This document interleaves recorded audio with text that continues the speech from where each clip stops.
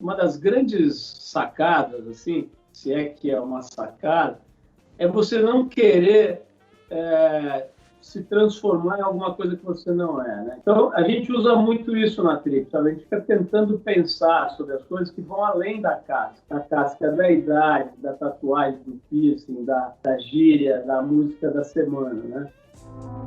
PodVirts, juntos por um ciclo virtuoso de conteúdo. O teu podcast de novidades promissoras, iniciativas positivas, ações solidárias e entrevistas inspiradoras. Esse é o PodVirts, o lado bom de tudo. Eu sou a Camila Busnello e poderia dizer uma coisa para apresentar o nosso convidado dessa semana, porque ele tem muita história, tem muita história mesmo para contar, mas tem algo que resume tudo, e é uma revelação. Está aqui comigo uma pessoa que serviu de inspiração para a criação, inclusive, do PodVirts, uma inspiração pessoal. Eu admiro muito o trabalho dele. Ele é uma referência, não só para mim, mas para muita gente. É o fundador da revista Trip, Paulo Lima. Seja muito bem-vindo, Paulo. Uma honra para mim fazer essa entrevista com você.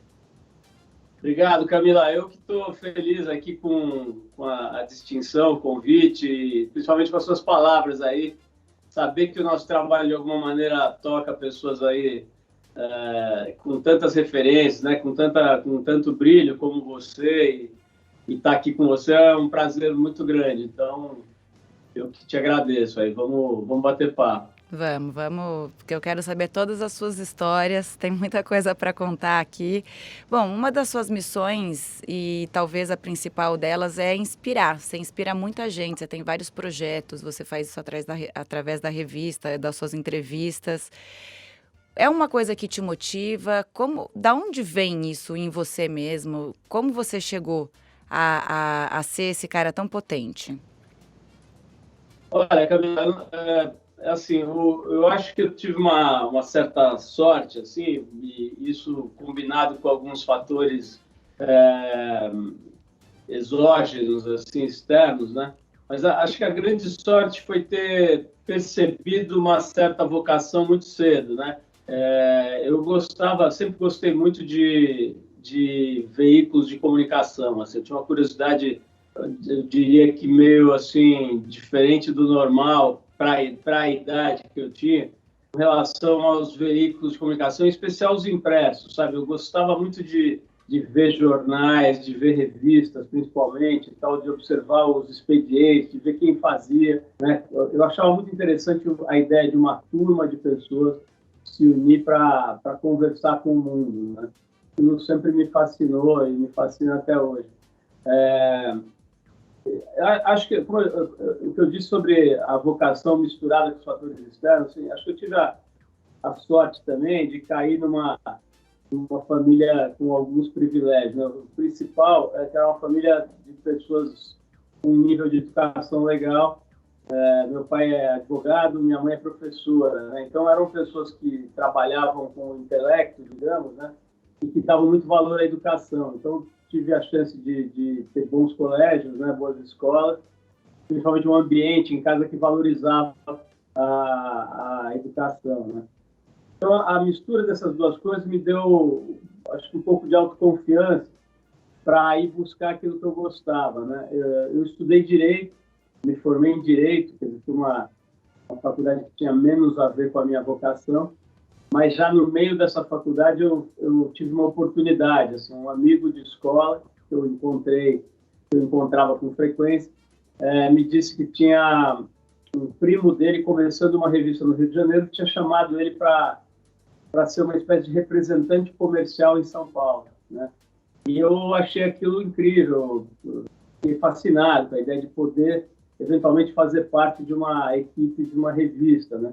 E esse meu amigo justamente me chamou para ser ajudante dele. Então, eu comecei, digamos, numa das posições mais simplórias daquela mini organização que estava nascendo, né? Era uma revista independente, pequenininha, feita por garotos na época, né?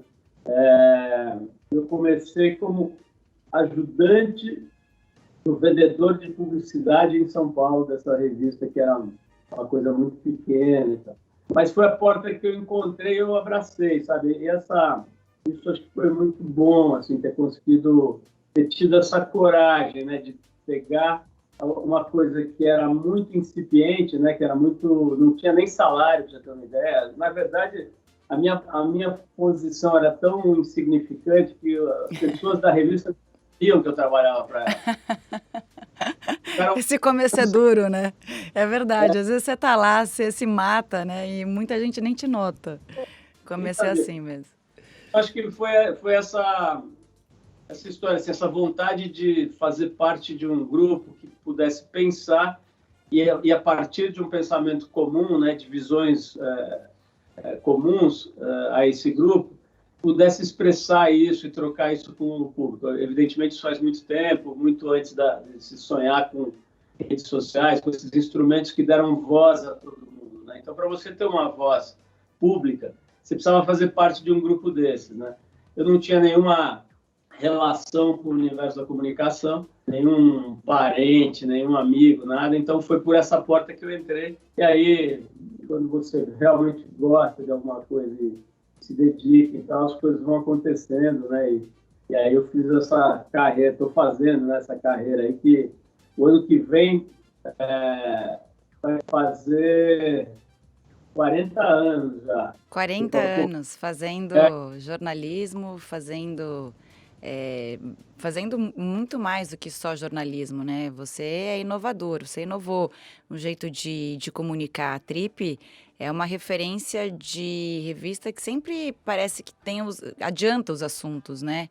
Assuntos muitas vezes polêmicos, enfim, assuntos que depois são tabu e aí você vai desmistificando aquele assunto. Para mim, a Trip tem esse papel fundamental. A Trip, se não me engano, foi em 86 que foi fundada, você tinha 24 anos, é isso? Como você teve a ideia de fazer a Trip? Como ela nasceu? E ela tem muito da sua essência.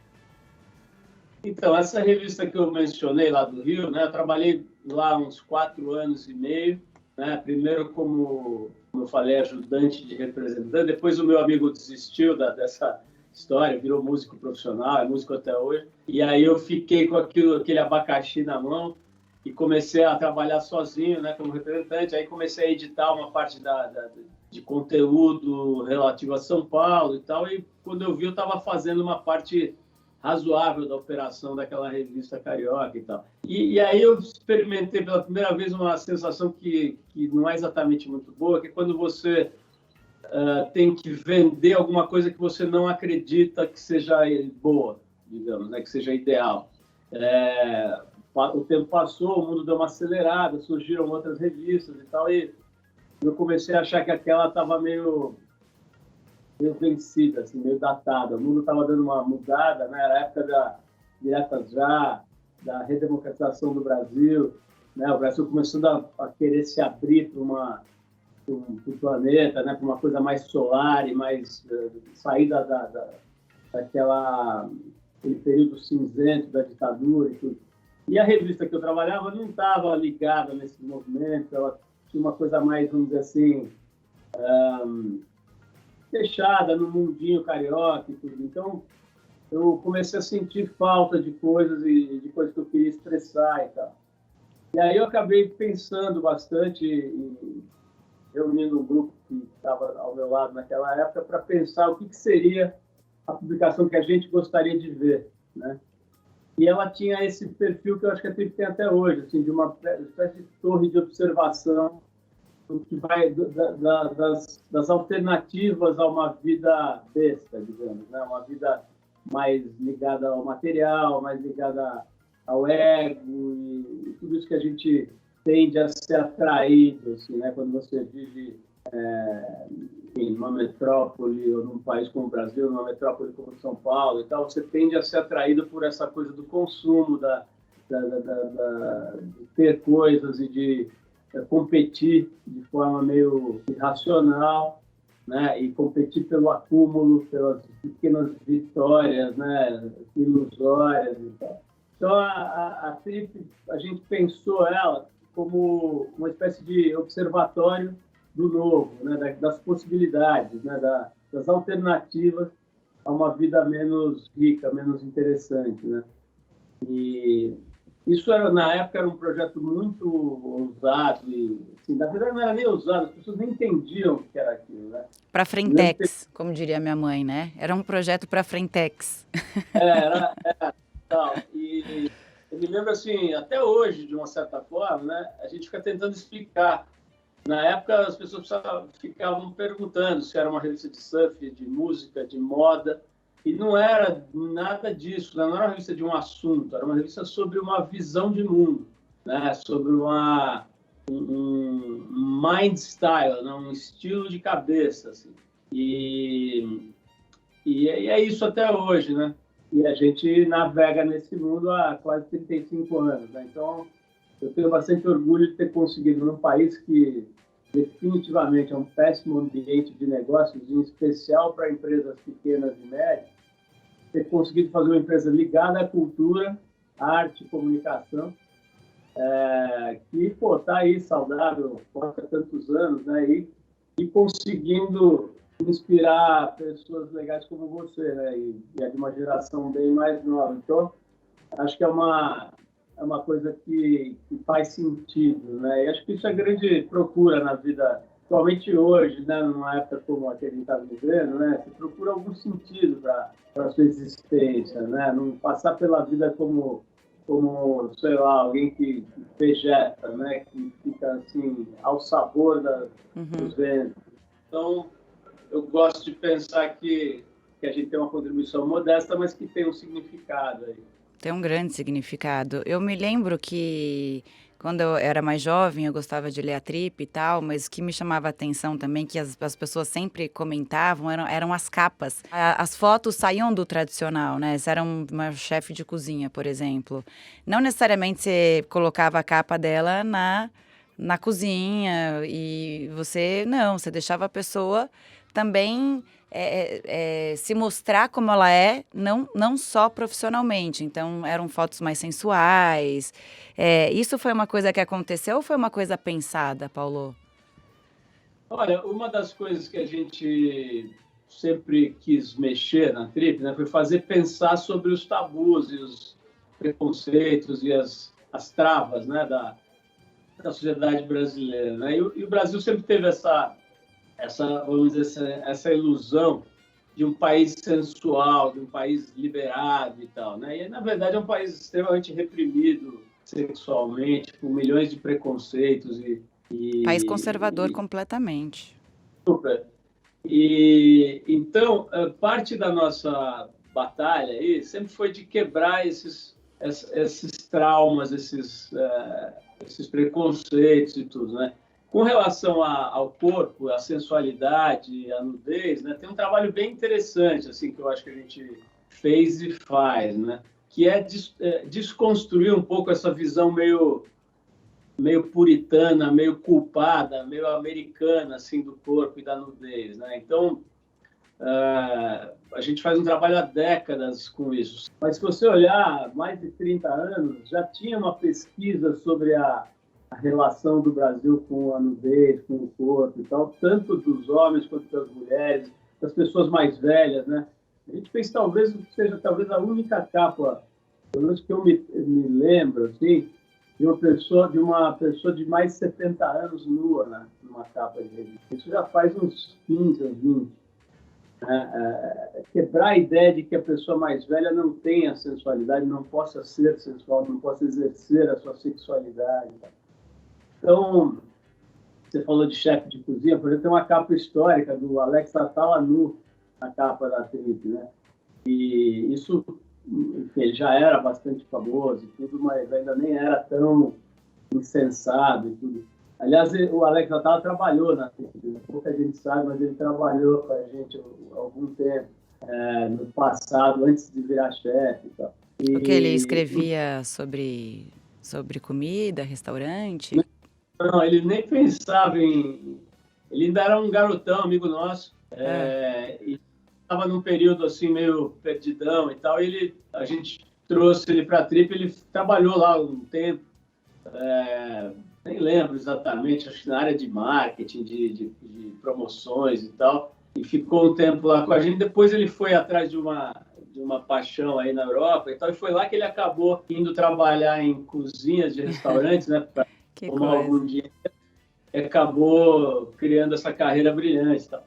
Mas, enfim, esse trabalho de discutir a sensualidade e tal, tanto das mulheres, dos homens, enfim, a questão de gênero, né, a diversidade de gênero, tudo isso é assunto na Trip há mais de 30 anos, né?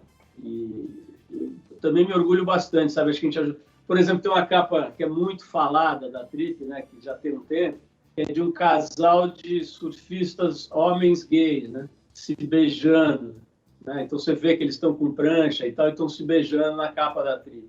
Quer dizer, esse tipo de coisa causa muito impacto, por incrível que pareça, né? Quer dizer, o mundo do surf, por exemplo, é um mundo bastante conservador e machista, né? Apesar de ter essa imagem de juventude, de liberdade, super conservador e tal. Então foi um impacto bem grande essa imagem aí.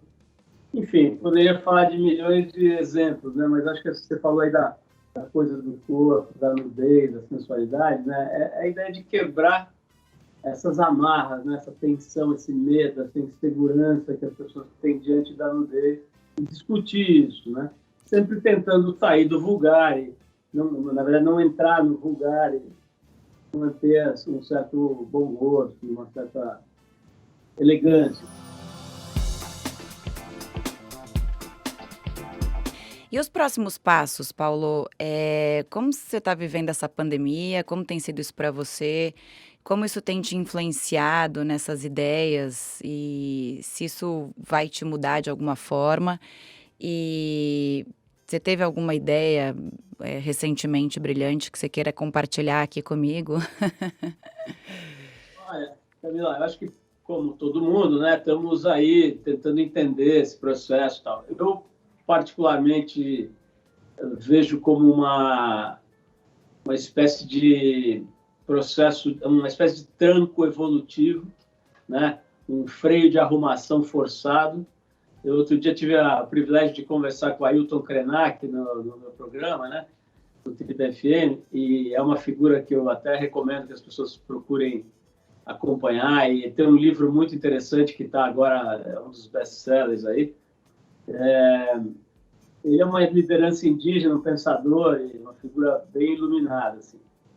E ele estava dizendo assim, ele falou, olha, cara, para mim isso é mais ou menos o seguinte, você conhece a vida em família, aí você sabe, né, que muitas vezes você vê uma mãe que está com 2 ou 3 filhos pequenos no lugar e ela está lá se comportando normalmente, os filhos estão lá fazendo uma bagunça enlouquecida e ela está lá tentando manter as aparências, conversando e tal. De repente, ela para tudo, dá um grito, dá uma bronca gigantesca nas crianças, né? As crianças tomam um susto no primeiro momento, depois elas até de uma certa forma agradecem, assim, elas até gostam, né, daquela imposição de limite, e aí a coisa volta para um lugar mais razoável, assim, elas param de chutar, de quebrar as coisas e subir pelas paredes. Né?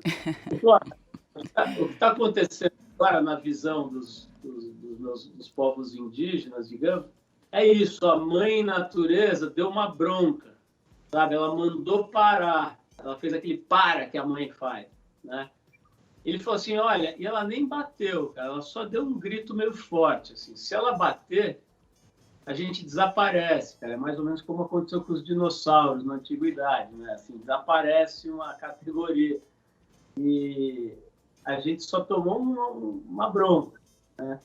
E é muito importante. Então, ele fala assim, pô, as pessoas ficam falando, queria que voltasse ao normal. É importante que não volte ao normal, porque o normal é que estava nos levando para essa loucura, né? Para essa situação insustentável, sob vários aspectos e vários indicadores, né? De saúde pública, de guerras, de desacordos, de ansiedade, de autodestruição mesmo, né? Então, eu tendo a pensar como ele, assim, eu acho que é uma oportunidade muito interessante para a humanidade toda se repensar, né? E acho que está fazendo a gente acordar. Por exemplo, tem um dado que eu acho incrível, né? Que em 4 meses no Brasil se doou mais do que nos últimos 20 anos, em termos de doação material, né? isso é um dado, né? Por exemplo, né? Você vê, sei lá, instituições que só acumularam a vida inteira, de repente sendo obrigadas a abrir um pouco do seu cofre, né? E dividir um pouco e tal. Acho que ainda é muito pouco em termos, em todos os sentidos, não só da doação, mas desse despertar, né? Ainda é pouco, mas um monte de coisa, né? Nossa relação com o trabalho, nossa relação com o tempo, com o dinheiro, tudo isso está sendo revisado, com a parte espiritual, o próprio corpo, né? O próprio corpo, né? As medidas de cuidados. Ô Paulo, eu tenho 20 anos de profissão também nessa coisa da transformação do jeito de comunicar, né, na linguagem, atrair o público jovem, porque, na verdade, assim, por exemplo, o exemplo da Trip, eu era leitora quando eu era menor, mas a Trip continua, então a gente tem que pegar o máximo de público que tem. Eu acho que um desafio para gente que já está há mais tempo na profissão, não sei se você concorda comigo ou não, mas é manter esse diálogo com o público jovem que está chegando, né? E esse público jovem ensina muito para a gente. Eu, pelo menos, assim, eu vejo como eles pensam, a forma que eles pensam, é completamente diferente do jeito que a galera na minha idade pensava, né? Hoje tem muito mais informação, muito mais meios de se comunicar, então a gente aprende também bastante com eles e a gente tem que se modernizar e até pensar a mais para conseguir ir com eles lado a lado ali, né? Com essa força jovem criativa. Olha, Camila, isso é sem dúvida um grande desafio, né? Assim, você vai ficando velho e o mundo vai mudando, e você vai ficando mais velho e você pode perder a conexão. Isso é muito comum, né? Você cansa de ver isso, você vê profissionais ou entidades, ou veículos perdendo a pegada, né? Perdendo o contato com o mundo. Como é que faz para lidar com isso, né? Eu acho que uma das grandes sacadas, assim, se é que é uma sacada, é você não querer se transformar em alguma coisa que você não é, né? Então, a pior coisa do mundo é alguém que tenta se fantasiar de jovem, né? Assim, tenta fingir que está ligado no movimento da molecada e tal. Isso às vezes até meio deprimente. Assim. Verdade. Eu fui dar uma entrevista uma vez, faz muitos anos, numa rádio, e a jornalista perguntou, estava eu e um terapeuta especializado em jovens e tal, e ela me apresentou como especialista em jovens, o que eu nunca fui, nunca quis ser e nunca me coloquei como. E aí, uma certa altura, ela falou, olha, deixa eu te fazer uma pergunta prática e tal. Eu tenho 2 filhos na faixa dos 19, 22 anos, eles são surfistas e tal, às vezes eu vejo eles na praia, no grupo deles, e eu morro de vontade de ir lá, falar com eles e interagir e tal. Qual é a sua dica para uma mãe que quer interagir com um grupo de jovens surfistas? Você falou, não faço a menor ideia. Primeiro que eu sou pai, não sou mãe.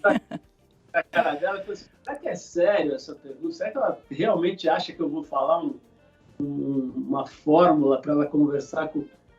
Aí eu falei, olha, dona Fulana, é o seguinte, eu sugiro que a senhora chegue lá e fale assim, boa tarde, jovens, eu sou a dona Fulana, sou mãe do fulaninho, do Beltraninho, e eu gostaria de me comunicar com vocês. Porque, assim, eu não sei se você acha que tem um dialeto ou um código, que você vai chegar lá e falar uhul, uma espécie de anedota, assim, mas o que eu quero dizer com isso é o seguinte, se você tiver uma mente interessada e ligada no mundo e genuinamente atenta, né, e prestando atenção, tem uma chance grande das pessoas não perderem o interesse naquilo que você está dizendo, né? Agora, se você começar a achar que você tem uma sabedoria ancestral, que você é um grande ancião, um sábio que mora na montanha porque você tem mais idade, coisa parecida, aí realmente você envelheceu e vai ser ignorado, né?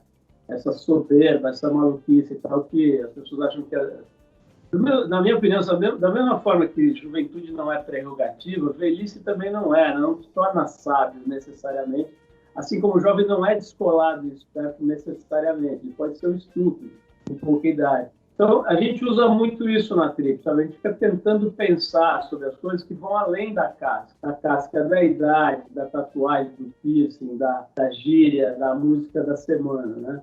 Nunca foi esse o nosso interesse, nem quando a gente tinha 24 anos, né? Já não era esse o interesse, né? Então, isso é uma fórmula de longevidade, sabe? Você realmente tentar ir mais fundo. Por exemplo, se você chegar na FEBEM ou na Fundação Casa, onde tem um monte de moleque de 16 anos que por alguma razão está lá detido, e falar sobre a morte de um jeito sério, eles vão te respeitar e vão ouvir. Eu já fiz isso, já vi isso. Ou falar sobre qualquer questão existencial mais séria, mais profunda. Pode ser, eu citei a Fundação Casa, eu poderia citar, sei lá, a Febraban, sabe? A hora que você fala de questões humanas verdadeiras e profundas, você cria um denominador comum, né? Uma coisa que interessa a todos. Então, eu acho que assim, tem esse tipo de jeito de trabalhar e de viver, ele te dá uma longevidade, ele te estende a sua validade, sabe? Eu tenho assim, uma filha de 14 anos e um de 9, né? E assim, eles estão em outro planeta, totalmente digital, games, etc. Mas eu vejo que algumas coisas que a Trip fala pegam eles. Principalmente a menina, né, que já está com 14, então vai fazer 15. Ela já começa a ser atraída levemente assim, pelo universo da Trip. Eu não forço nada, nem faço ela seguir nada, nem fico... De repente ela vem e fala, pô, eu vi lá o MC não sei o que no negócio da Trip. Ah, vocês fizeram não sei o que com a fulana? Pô, eu vi o negócio da gordofobia lá, tal. Então, eu vejo que tem tração, sabe? Quando a pessoa começa a pensar um pouco mais no coletivo, de alguma maneira ela conecta, ela pode conectar com o que a gente faz. Isso me deixa bem satisfeito, assim, né? Porque é uma trajetória longa, né? E a chance de você perder a pegada, assim, é bem grande. Imagino, é um desafio diário, né? Mas é isso que você falou, você tem que continuar atrativo e tem tanto assunto, tanto tabu que a gente ainda precisa batalhar para derrubar. Então temos um longo caminho como comunicadores, né, Paulo? Aqui a gente tem uma tradição no Podvirts, que para encerrar a gente pergunta o futuro em uma palavra e depois você pode explicar por que você vai escolher essa palavra. Mas para você, o futuro em uma palavra? Acho que, aprendizado, né? Fica legal se você não deixar de se colocar como um aprendiz, né? Quando você acha que já aprendeu, aí eu acho que já não, sabe, tudo começa a ficar meio sem brilho, assim, né? Então, eu acho que aprendizado, assim, é você continuar curioso, prestando atenção, sabe? Percebendo que quanto mais você aprende, menos você sabe, mais tem para aprender, né? Não é que menos você sabe, mais tem para aprender. Então, eu acho que, para ter um futuro, é todo mundo se colocar nessa posição humilde do aprendiz, né? Quer ver, essa questão da desigualdade que está ficando mais evidente agora aqui no Brasil, ela está aí há décadas, né? Na verdade, há séculos, né? A questão, por exemplo, do racismo, da forma como o Brasil trata o negro, a própria condição feminina, né? Nas primeiras edições da TPM, a gente punha as capas das outras revistas femininas na TPM para mostrar o absurdo. Era coisa assim, como segurar o seu homem, como perder 20 quilos em uma semana, sabe? Era um negócio assim, realmente vergonhoso, limitador, né? E mulher é muito mais do que isso e a gente já está aprendendo a ver que a gente pode ser muito mais que isso mesmo. Porque as mulheres eram vistas dessa forma, hoje em dia não. Hoje em dia a gente já tem mais voz, mas a gente está no começo dessa luta ainda. Eram vistas e se viam também, né? Se colocavam nesse lugar, né? Se deixavam colocar. Então, porque era a única visão que se tinha da mulher. Então, a mulher não sabia, não tinha referência, não podia, não dava, não conseguia ser ser diferente do que aquilo, né? Do que como ela era vista. Eu também me orgulho muito desse projeto, sabe? Eu acho que é óbvio que milhões de pessoas e entidades fizeram esses 20 anos serem palco de uma certa mudança, né? Pelo menos de uma tomada de consciência e de muitos movimentos inteligentes de libertação e de revisão. Mas eu acho que a gente teve um papel bastante interessante, assim, como chama inicial, né? O próprio nome, né? Você chamar uma revista de TPM já é uma provocação, né? Com os tabus e tudo.